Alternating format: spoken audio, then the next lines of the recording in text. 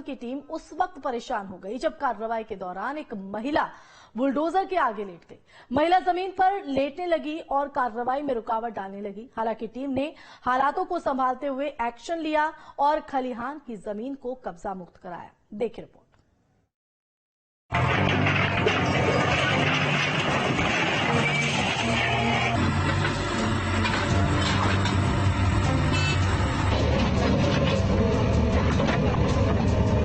अवैध निर्माण पर बुलडोजर एक्शन, अवैध कब्जाधारियों में टेंशन, पीले पंजे की कार्रवाई मचा हड़कंप।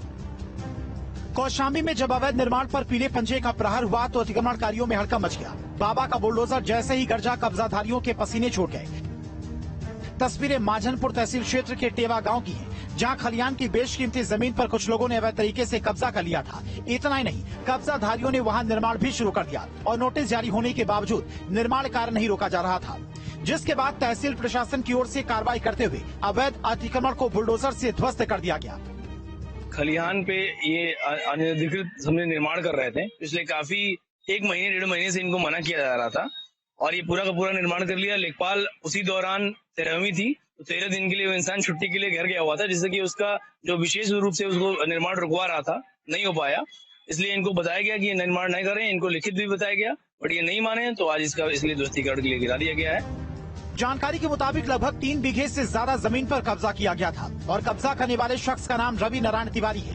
बार बार नोटिस के बाद भी जब रवि नारायण ने जमीन खाली नहीं की तो शुक्रवार को एसडीएम आकाश सिंह के नेतृत्व में तहसील प्रशासन ने निर्माण पर बुलडोजर चलाकर जमीन को कब्जा मुक्त कर दिया। हालांकि इस दौरान टीम को विरोध का सामना भी करना पड़ा, जहाँ आरोपी की मां बुलडोजर के आगे लेट गयी और कार्रवाई में बाधा डालने की कोशिश की, जिसके बाद पुलिस ने 3 लोगों को हिरासत में लेकर कार्रवाई पूरी की। और इसी बंदे ने खलिहान की भूमि पे कब्जा था, इसके बाजू वाली जमीन ये बैनामे में किसी और महिला को बेच दिया हुआ है। वो महिला भी यहाँ पर आके मना कर रही थी। तो खलिहान की भूमि कैसे बेच दिया गया? खलिहान की भूमि तो अभिलेखों में बेचा नहीं जा सकता है।